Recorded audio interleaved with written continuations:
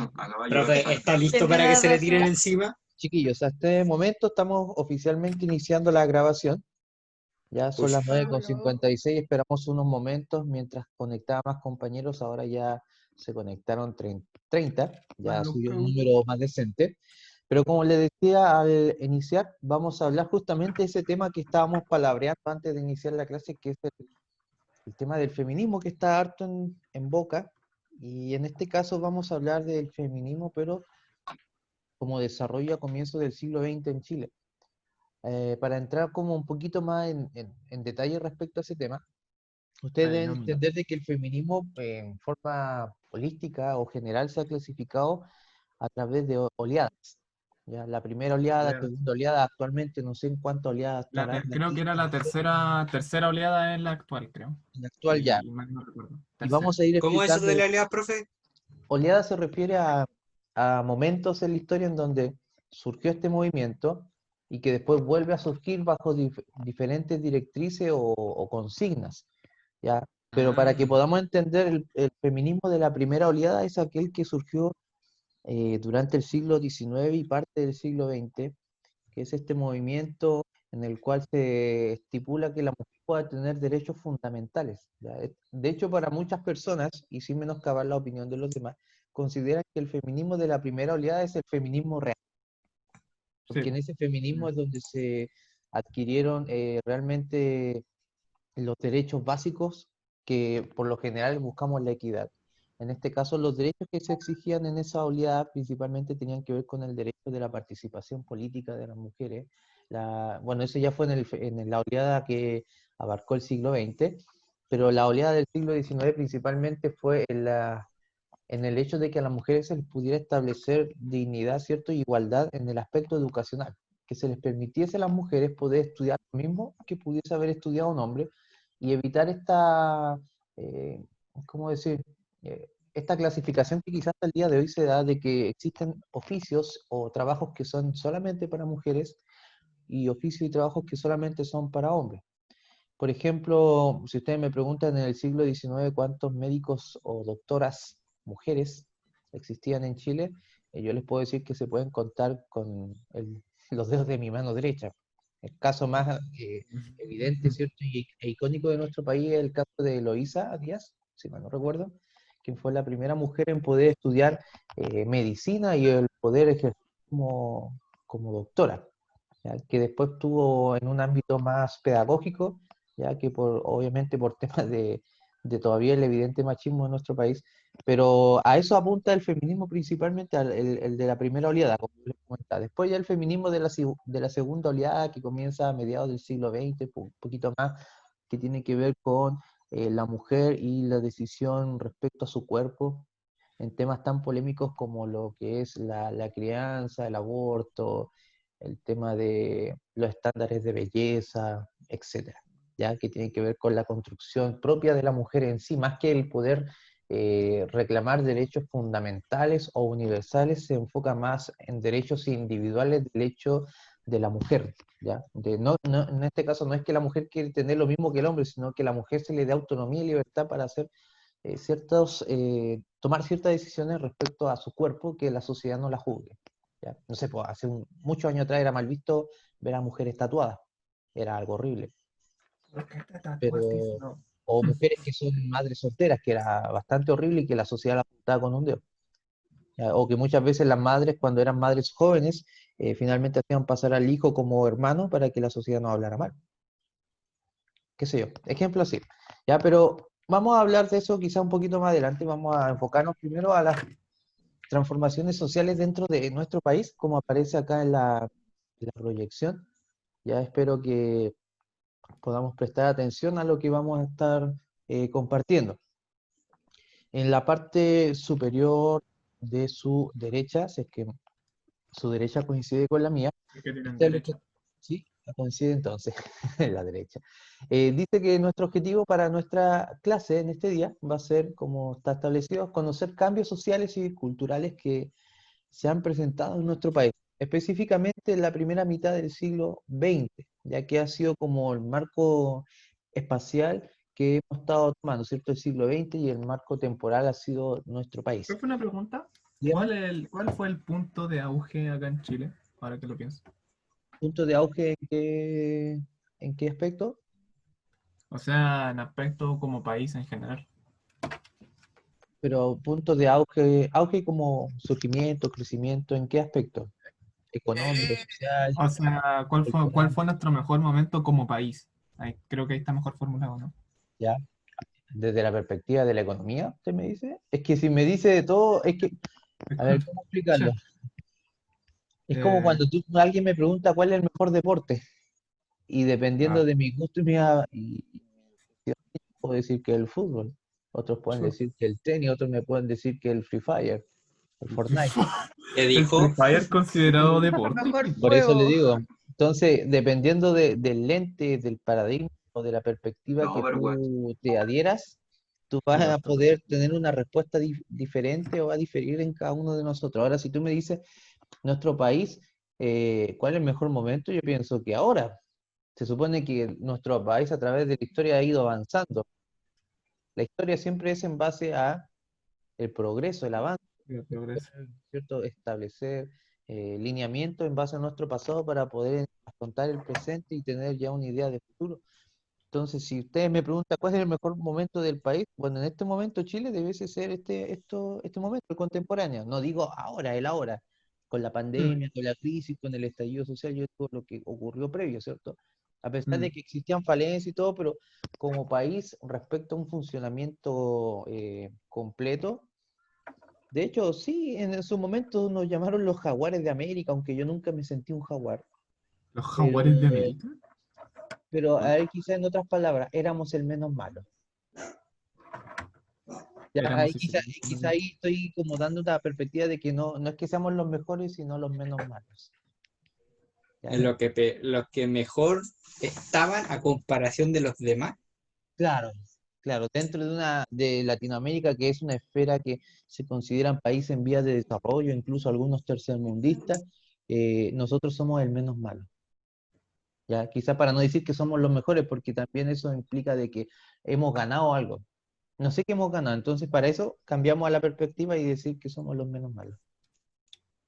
¿Ya? Eso, Nicolás, no me quise Eh, mojar el pecho o no me quise Mojar el tirar a la pecho. piscina por una opción. Sí, iba a decir otra No, cosa, no, pero no está voy a bien, hacer. está bien, está bien, está bien, ¿Ya? está bien, no hay Ya, problema. pero volvamos al tema principal. Estamos hablando de que existieron cambios a nivel social y cultural. Ahora, dentro de este objetivo les planteé y les proyecté una imagen que representa el desarrollo de la población a nivel social, pero desde el aspecto de la demografía, ya del aumento y la disminución de la población. Y estamos viendo esta tabla y me gustaría que pudiéramos hacer un breve análisis. Vamos a pedirle a Paulette si es que puede habilitar su audio. Fue reduciendo con los años por la medicina y todo eso, supongo, ¿no? Podemos hacer, ¿sí? Paulette, ¿se encuentra ahí? Sí, profesor. Ya, Paulette, mire, vamos a analizar la tabla más que el gráfico, ya donde dice población urbana y rural en Chile. Esta tabla nos está mostrando el desarrollo de lo que es la población en nuestro país, en dónde se localizaba principalmente. Ha sido la tendencia de acuerdo a la tabla que usted puede ver en la parte superior? Chile en 1920, ¿cómo era? ¿Era un país urbano o era un país rural? Horrible. Horrible. Horrible. ¿Éramos perolais o éramos guasos? Tenemos guapo. Guasos. Era una población rural. Bastante rural, Tenemos. ¿cierto? Pero Polet, mantenga el audio abierto, sigamos analizando el tema. ¿Cuándo piensa que de estos años surgió el quiebre mayoritario en el cambio de la población? De acuerdo a lo que usted ve en el gráfico. El que dijo el quiebre mayoritario, ¿a qué se refiere con eso? ¿En dónde existe la mayor diferencia? Ah, En ya. 1940, ¿Ya qué pasó en 1940?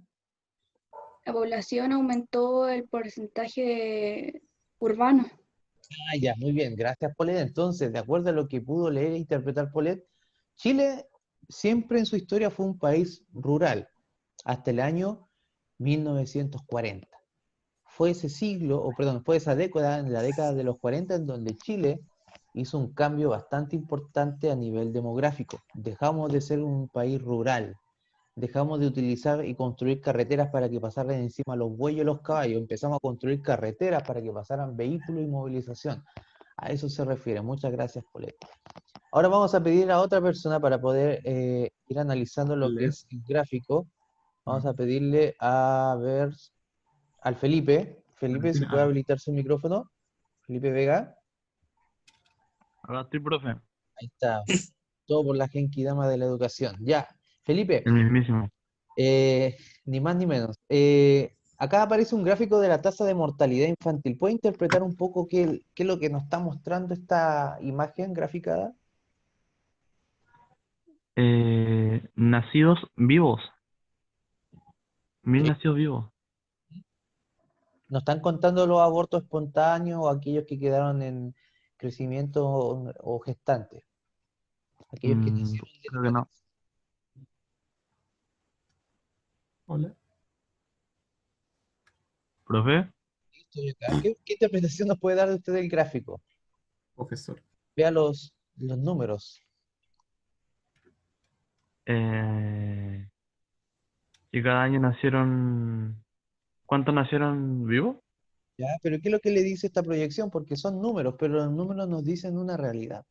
¿Qué pasó en 1915, del 1920, el 25, el 30? ¿Qué pasó hasta el año 60? Que cada vez iban bajando más. Iba bajando. Los que nacían, ¿Seguro? según yo. Según la ciencia que dice que... ¿Cuál es el título del gráfico? Tasa de mortalidad infantil. Entonces bajaban los números de niños que nacían. ¿Sí? ¿Seguro? ¿Alguien quiere ayudar al Felipe? Yo, Ya, ¿quién es yo? ¿Quién dijo yo? donde hubo como más muertes infantiles. Ah, entonces Felipe, el gráfico, como ven, me ayudaron, dice que es un gráfico de mortalidad infantil, de la cantidad de niños que morían al nacer en Chile. Sí. Entonces este gráfico nos dice que en el año 1920 fue el año en donde más muertes infantiles hubo en nuestro país. O sea, los niños nacían, Era horrible. a eso se refiere. De hecho, dice la tabla, como usted leyó acá, dice el niño nacido vivo, dice por cada 1000 niños nacidos en Chile en el año 1920, más de un cuarto de esos niños moría. Uno de cada 4 niños aproximadamente en Chile moría al nacer o durante los primeros años de vida. Ah, bueno. ¿Cuántos son ustedes? 45. 45. Si nosotros dividiéramos 45 dividido en 4 nos daría 11, y algo. Quiere decir que esa misma cantidad, 11 o 12 de sus compañeros, si hubiéramos estado viviendo en el año 1920, ni siquiera hubieran estado conectados acá, Hubieran morido. hubiesen muerto, efectivamente. Y Morido. eso es lo que nos dice esta tabla, de que en Chile, en el año 20 y en el año 35, bueno, junto con el año 25 y el 15, fueron los años en que más decesos o muertes infantiles hubieron en nuestro país, hasta que comenzó a regularizarse. Fíjense, coincide con cierto periodo de la historia. ¿Con qué periodo coincide que vimos en clase? ¿Con qué periodo? La ¿Quiénes cuestión esa gobernaban? del problema económico, ¿no? Ya, sí. ¿Pero quiénes La de- gobernaban en la- ese tiempo? Eran 3 presidentes que componían el Profe, ¿o año. no? Es que era profe ya, por ahí se... Buena profe, Pedro Aguirre Cerda, ¿no? Gabriel González Videla y Carlos Ibáñez. Carlos Ibáñez también alcanzó acá, justamente. Carlos Ibáñez salió en el año 52, fue electo, ya asumió como presidente, pero justamente tenía que ver con hartos fenómenos que hemos visto, como el tema de la inversión que tuvieron en el país, el proceso de modernización, las mejoras en lo que es la salud, la educación. Recordemos que el gobierno radical, más que enfocarse en lo que es el crecimiento económico, se enfocó más en el desarrollo económico, que el desarrollo tiene que ver más con las personas, más que con la economía, ¿ya? Entonces, bueno, acá habían algunas preguntas que se relacionan con esto, pero que ya con lo que hemos conversado ya hemos podido ir respondiendo. Vamos a ir avanzando entonces. Dice Sociedad Chilena a inicios del siglo XX y me encantó esta imagen, por eso que las puse. ¿Se puede apreciar bien? ¿Se alcanza a leer quiénes son los estratos o las personas que están en la imagen? Sí, ¿Sí? ¿A quiénes ven? Sí, se da a entender como la sociedad o el cómo está La la clase economía social. y las quién clases tiene más sociales. poder encima de otro o algo así. Ojo, la imagen es stock. A la mi stock foto. Está muy buena la imagen. Está bien Eh, por la imagen, no profe. sé si ustedes Para que no te salga ¿saben más por qué me que- gusta esta imagen? Porque se El relaciona roto mucho chileno. con otro fenómeno que ocurrió en Europa en el siglo XIX, específicamente en Francia, que fue la famosa Revolución Francesa. Hay una imagen bastante similar y que me imagino que el autor de la imagen se habrá inspirado en esta. ¿Ustedes recuerdan cuál fue el motivo de la Revolución Francesa? ¿Se recuerda un poco a alguien? Creo que era por la De base pan, toda de bien, ¿está bien? ¿Qué? ¿De a uno? Ah, casi, casi. casi. Casi. ¿Por qué fue el tema de la Revolución Francesa? Mm. Pregunta PSU. El Pregunta pan. simple. Me mato. ¿Por qué se dio la Revolución Francesa? Hubo una crisis. Bueno, fueron varios factores. Hubo una escasez de alimentos, de que las cosechas no salieron muy buenas, hubo una decrecida en la economía. Finalmente, para paliar esto, y como Francia como monarquía tenía tantos gastos, para sostener al rey, empezó a aumentar los impuestos, viendo que ya no, la economía no estaba muy bien, aumentó los impuestos más encima, quería sacar leche de vacas que estaban flacas, y peor de todo es que esta persona aumentó el impuesto al trigo, al pan, Y eran los que y más mal estaban. era el alimento como básico dentro de la sociedad. Y de hecho en Francia existían 3 estados, no sé si han escuchado eso, la función de los 3 estados en Francia. Que el primer estado lo compone el rey y la nobleza, el segundo estado lo compone la iglesia y el tercer estado lo compone el pueblo. Y hay una imagen de la Revolución Francesa en donde aparece algo similar, en donde dice primer, segundo estado, y aparecen dos personas gordas, y el tercer estado, que es el pueblo, y arriba aparece el rey, abajo del rey está un cura, un sacerdote, y abajo de ello aparece el pueblo, una persona, un trabajador que lleva tanto a la monarquía como a la Iglesia Católica. Y esto generó el quiebre entre la población, ¿cierto? Con la toma de la Bastilla, la guillotina, ¿cierto? Los jacobinos, estos grupos rebeldes que estaban finalmente peleando en contra de la monarquía, otros a favor de la república. Finalmente los jacobinos eran los republicanos extremistas, ¿ya? Pero finalmente esta imagen representa eso, cómo las clases sociales finalmente son apoyadas en lo que es el pueblo, en donde aparece, ¿cierto?, la figura del roto, de esta persona descalza, con ropa de trabajo, El roto chileno. roto chilena, como el que tenemos ahí en la plaza cerca de la Vicuña Maquena. Está la iglesia, se dan cuenta que al frente está la plaza Vicuña Maquena, y al ladito donde está el frente de Aguas del Altiplano hay una plaza que se llama la Plaza del Roto Chileno, y está a pata pelada, descalzo, con su gorrito de trabajo, arremangado, ¿ya? Entonces, esta era la imagen, esta imagen es un retrato de cómo era la sociedad en esa época, ¿ya? En donde todo recaía finalmente en la clase del pueblo o la clase social más baja. Acá hay otro elemento de este caricaturista, ¿cierto?, que dibuja para la revista Topace, que muchos me han dicho en otras clases que se parece al del Condorito, ¿no? Que parece que era el mismo, ¿ya? Y finalmente acá se muestra cómo las soluciones o las posibles soluciones que quieren brindar cada uno de los gobiernos de turno finalmente no van acorde o no dan finalmente respuesta a lo que está ocurriendo dentro de nuestra vida. Fíjense, aparece un perrito, ¿cierto?, persiguiendo a este gato negro, que el gato finalmente sube al árbol, pero el perro nunca pilla al gato. Y el perro viene a representar los salarios y el gato el costo de vida. Esto ocurre en la actualidad también. ¿Alguien tiene algún ejemplo de dónde ocurre esta misma situación entre lo que es el salario y el costo de vida? ¿En qué aspecto se puede ver? ¿Profe? Este imagen. En las condiciones laborales de los trabajadores. ¿Ya? ¿Puede explicar más la idea? Que obviamente las condiciones que les daban a los trabajadores, más que nada que tenían bajos sueldos, no eran las más favorables ni las más buenas para que ellos pudieran desarrollarse bien. O no simplemente las condiciones, sino los sueldos. Por eso está persiguiendo el costo de vida, supongo. No sé Ya, si se sí, entiende. está bien. Sí, está bien.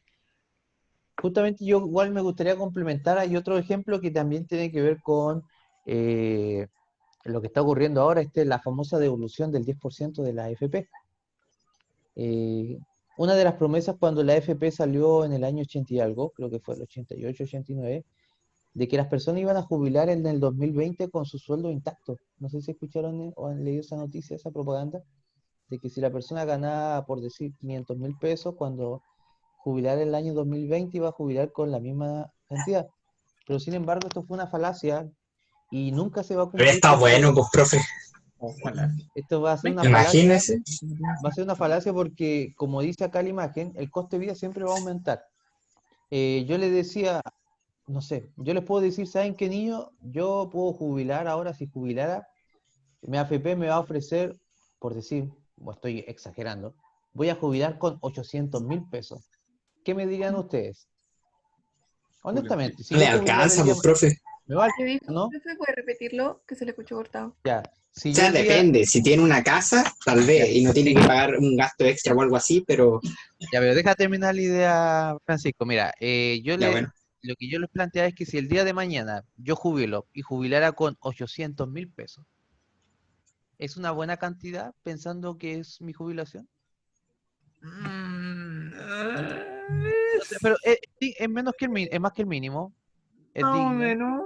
es razonable. Ya, pero digan, Sería decente, profe. Sería Más o menos. decente, ya me gusta sí, esa palabra, pero sería decente, Pero no pero para quiero- quedarse sentado y quiero- seguir con su Pero vida. no lo que suficiente. queremos saber cuánto ganaría para futuro, cuando ya cumpla 60 años y se jubile. es que Una cosa así. ahí está el punto, ahí está el punto. La FP me puede decir, ¿sabes qué? Si tú empiezas a imponer y trabajas, tú vas a jubilar con 800.000 pesos. Y yo digo, sí, decente, decente, me encantó esa palabra. Pero tengo que proyectarme que a 20, 30 años más va a ocurrir esto que ocurre en la imagen. El coste de vida va a aumentar.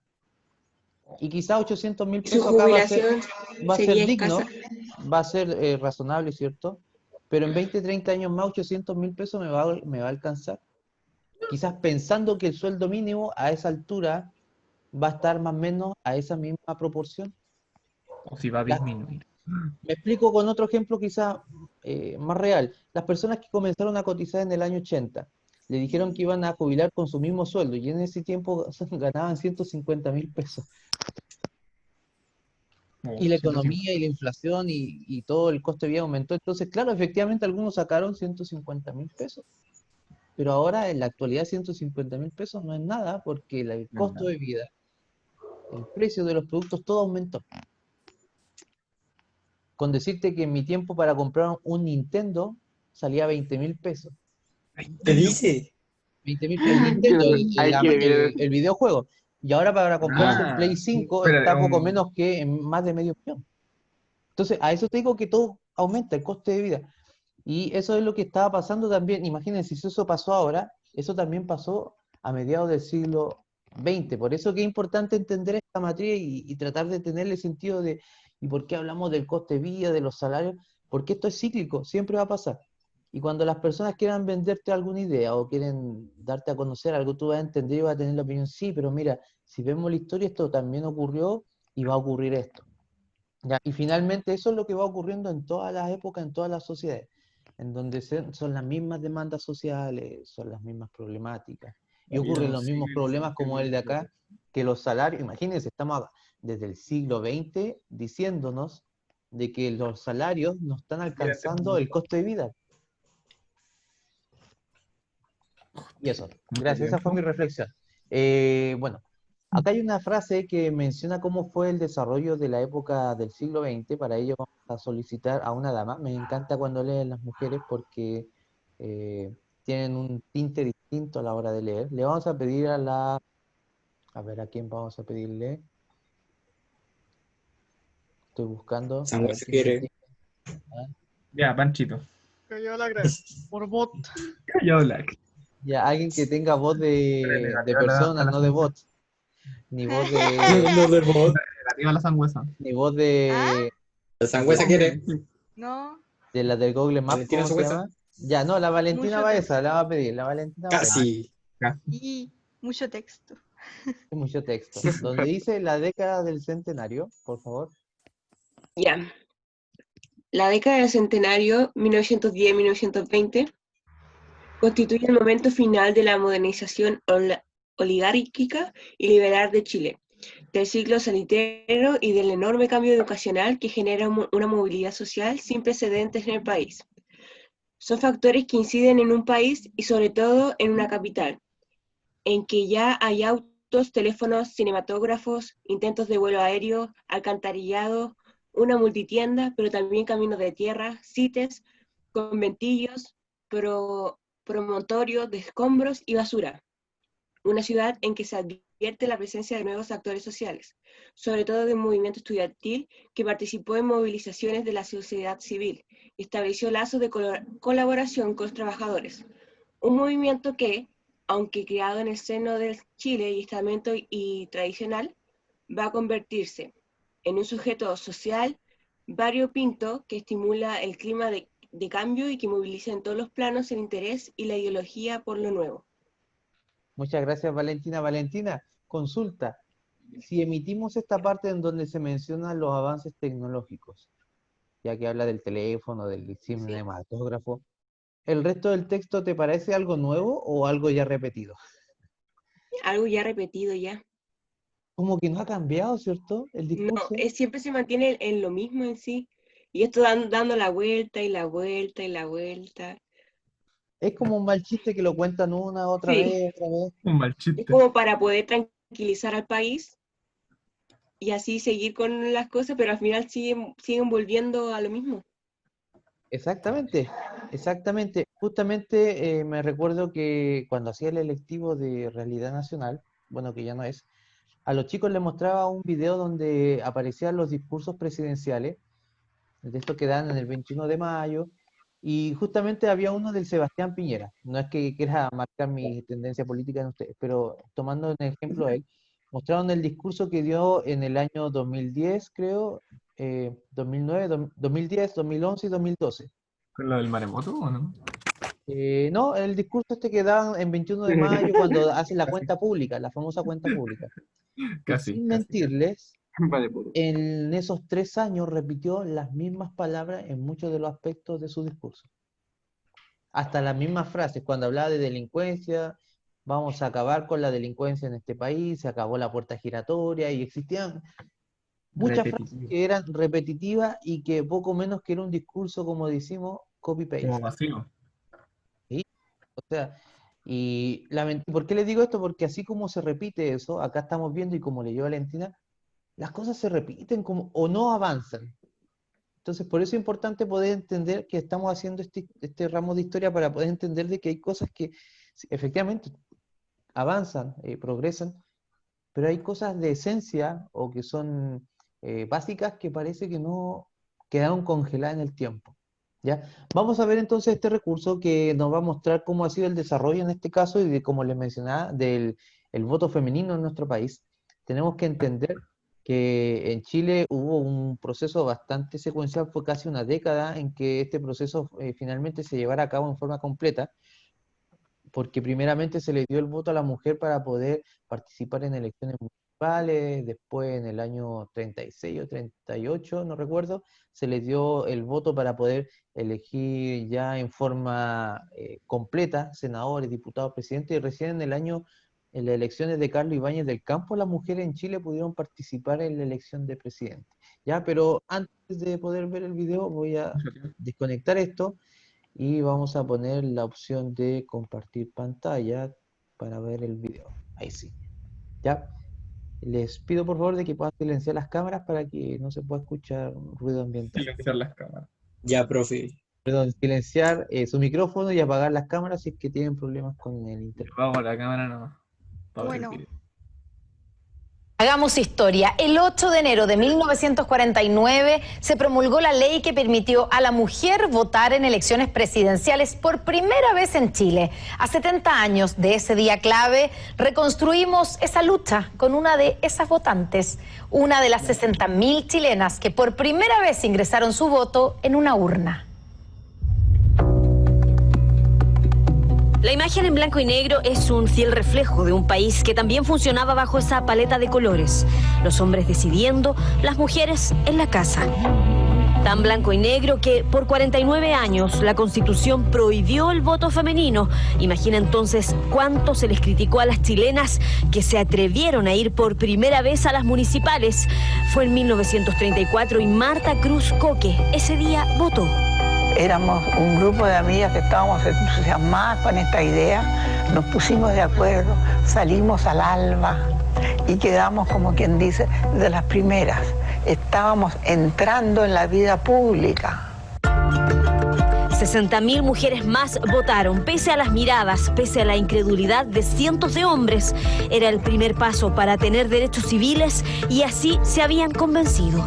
Emoción del hecho físico de ir, marcar una cruz, meterse detrás de una cortina, ejercer el derecho. Me acuerdo del entusiasmo que nos produjo cuando supimos que nos iban a dar el voto, porque es muy terrible sentir que uno tiene un derecho y no puede ejercerlo. Es esa misma historia la que varias páginas más adelante logró el voto universal, ese que celebramos hoy y que costó tanto o más que el municipal. Pero hubo una cierta resistencia por el liberalismo, en el sentido de que el voto femenino aparecía como un voto cautivo de los conservadores.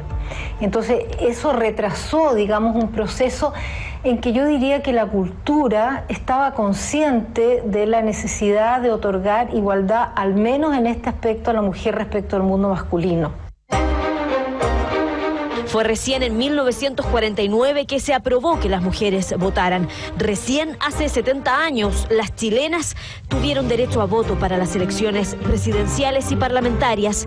1952 fue el año de esa primera vez y fue electo Carlos Ibáñez del Campo. Miles de ellas pudieron abrir esa cortina y entrar con un lápiz a decidir. Decidir por ellas cuesta creer que no existía algo tan elemental y que miles de otras mujeres no entendían que era un derecho. Les costó convencer a otras mujeres porque era mal visto esto de la emancipación dentro de la sociedad muy conservadora de la época. Entonces eso también se traslada hoy en día. Por cada mujer que está peleando el Alameo, que cada mujer que abre camino, cada mujer que está sacando la voz, hay otras tantas que todavía no se dan cuenta que eso no es una rebeldía, ni una locura, ni algo mal visto, sino que eso es parte de nuestro desarrollo como seres humanos en igualdad completa con los hombres.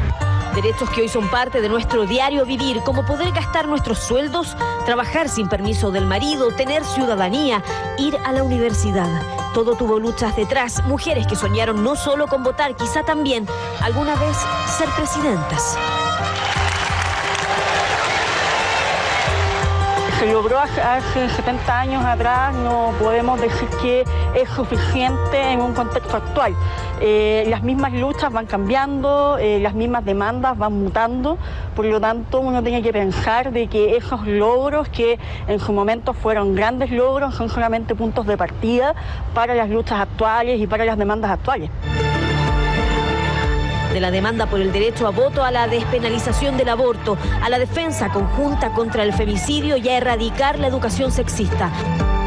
El feminismo de nuestros días es un heredero, uno de ese histórico proceso que logró que recién, por más asombroso que suene, hace 70 años pudiéramos votar.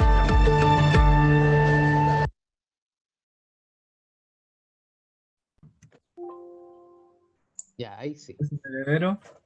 Un heredero y también Me emociono. Me suscribo y le doy like. Ya. Me suscribo y le doy like. Bueno, como hemos visto entonces, el desarrollo en este caso de la sociedad en nuestro país, estamos abordándolo desde el aspecto de la inserción de la mujer dentro de la vida social y política. Acá yo Les proyecto entonces la imagen de Eloísa Díaz, la mujer que les comenté. Bueno, no ocurrió dentro de poco tiempo, ¿cierto? Sino ya en... Profe, la otra vez estaba leyendo sobre Eloísa Díaz y supuestamente ella estudiaba como aparte del hombre y le enseñaban diferente. ¿Era así? Sí, de hecho sufrió harto en su proceso por ser médico o doctora. La trataban, de hecho, no como doctora, sino cuando hacía sus prácticas, por ejemplo, yo también. ¿Asistente? Un poco menos que la hacían trabajar como enfermera. Oh, mala onda. Mala onda. Si yo quisiera ser profesor y en mi práctica de profesor a mí me trataran como un alumno más. Y me digan, siéntate y saca tu mochila y me tengan sentado escuchando y copiando y quizás no tomando protagonismo dentro de una clase. Ahí efectivamente también tuvo que, bueno, pero esto pasa siempre en los procesos en que cuando se quiere romper molde o esquema, siempre hay que aguantar ciertas cosas, lamentablemente. Por eso se les dice estas luchas, porque es una lucha, porque hay que romper prejuicios, hay que romper ideas preconcebidas. Y justamente, no solamente en el ámbito de la medicina, sino vamos a estar viendo de que Mito social. en la primera mitad del siglo XX, esto se comenzó a desarrollar, fue una oleada, como por eso yo le decía que la primera oleada del feminismo, porque fueron procesos globales, pero que también llegaron a nuestro país y se dieron a nivel local, ¿ya? Y acá se menciona en este caso este grupo que se crea que es el Movimiento Pro Emancipación de las Mujeres chilenos o chilenas, que principalmente lo componían mujeres de clase alta. Recordemos que siempre se tiene la idea de que los cambios sociales surgen del pueblo, pero la historia siempre también nos dicen que muchos de estos cambios sociales que son para el beneficio del pueblo no directamente ocurren del pueblo, sino de los estratos o las esferas más Los de altas de arriba. la sociedad. De hecho, el proceso de la independencia de nuestro país también. ¿Ustedes creen que el roto chileno estaba cantando el himno nacional o tenía No, sentimientos? porque a ellos no le importaba. No le A ellos importaba, no les eran tiempos importaba, más. para ellos era la pelea o la lucha entre los patrones, pues, entre españoles Entre y criollos. Era la lucha de patrones solamente y se sumaban a uno a otro bando de acuerdo a las necesidades biológicas o económicas que les ofrecían, porque le dan plato de comida, le dan techo. Pero fue una idea que se viene a instaurar, ¿cierto?, en las altas cúspides de la sociedad, y lo mismo ocurrió con el feminismo en la primera oleada, que fueron ideas no que surgieron de la mujer típica que trabaja o que cría a su hijo en el hogar, sino de aquellas mujeres de esposas de hombres ilustrados o personas que tenían ya recursos o eran de la alta sociedad. Y de ahí surgen estos movimientos, ¿ya?, de feminismo acá en Chile. Y lo segundo tiene que ver, como se menciona acá, el tema de la emancipación o la Espérate, participación profe, de las mujeres emancipación. en el campo laboral y cultural. ¿Alguien iba a decir algo? Disculpe. Yo iba a preguntar, ¿qué significa emancipación? Emancipar es lo mismo que independizar. Vale. Sí, emancipar es igual que independizar. ¿Ya? Entonces, como digo, en el campo laboral y cultural, y acá se mencionan algunos ejemplos de profesoras, porque ahí aparece una que se llama Olga, me acordé de la profesora Olga, y justamente es de profesoras. Ya dice profesora Amanda Labarca, Olga Poblete e Irma Salas. Fíjense, ingenieras, siendo que la ingeniería o por lo general son asignaturas que hasta el día de hoy están relacionadas mucho con el mundo masculino.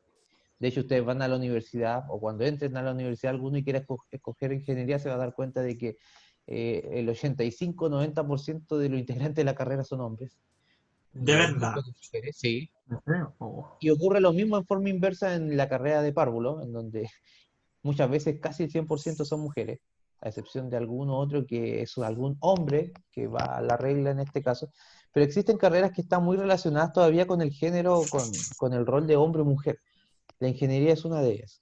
Ya también aparecen mujeres abogadas, como dice acá Matilde Thrope y Elena Cafarena, que también es bastante famosa.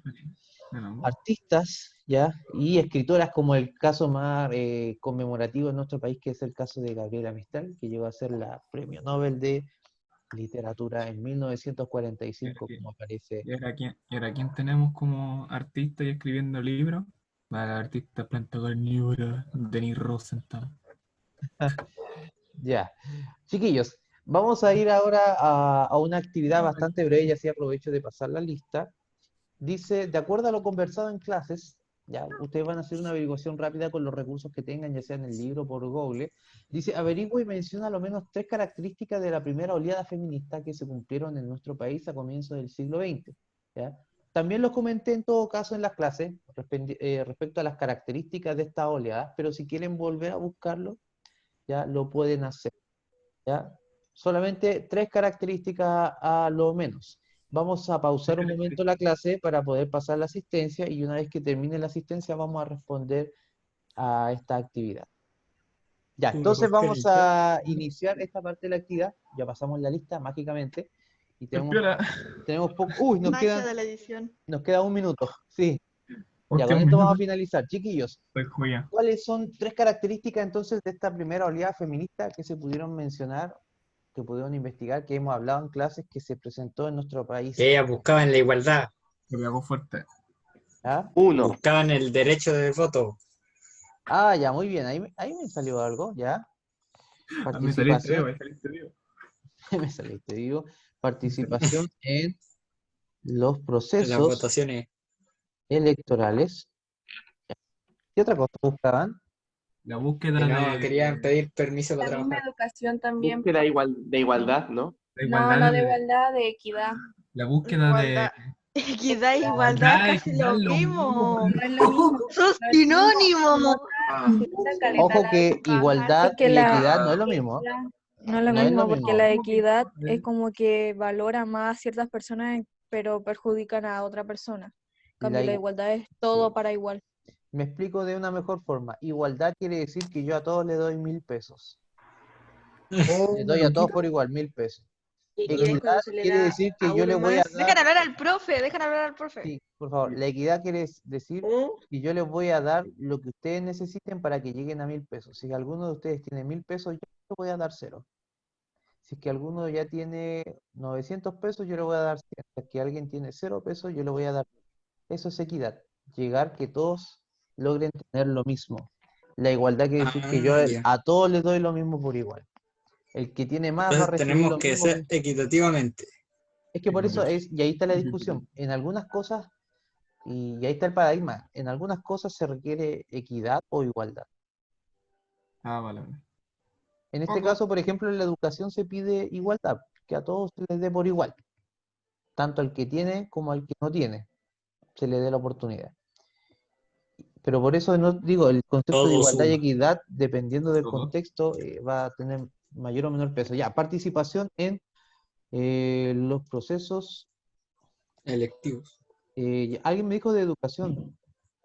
Sí, profe, sí. la educación. Educativos, ya. Y también participación, podemos decir, en los procesos. Participación que habíamos dicho, la emancipación del hombre a la mujer. Participación de la mujer en el ámbito laboral. ¿Cierto? De que puedan tener, como vimos en el video, su independencia económica. Imagínense que en Chile hasta el día de hoy existen mujeres que están con el marido maltratador, golpeador, porque el marido es el que provee para la casa y ellas no tienen cómo poder generar dinero. Esos matrimonios por conveniencia, a pesar de que el tipo es un asco, o viceversa, puede ocurrir también, pero existe eso en Chile, de que estamos atados con un vínculo porque la otra persona aporta lucas y yo no. El dinero es dinero. El dinero. Plata, plata, plata. Bueno, ahí tenemos entonces 3 argumentos y con esto vamos a cerrar la clase y le agradezco por su participación en que efectivamente estos son algunos de los cambios que se están dando.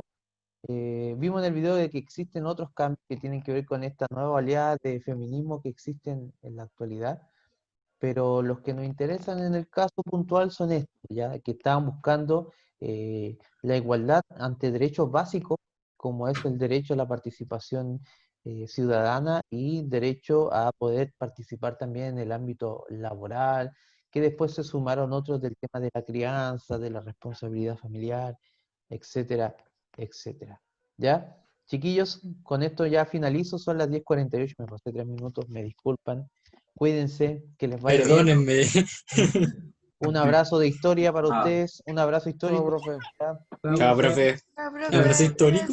Cuídense, gracias. Hasta la próxima. Chao, Hasta la profe. próxima. Chao, chao. Cuidado que las feministas lo vayan a meter a la casa. No, no diga eso. Chao, chao.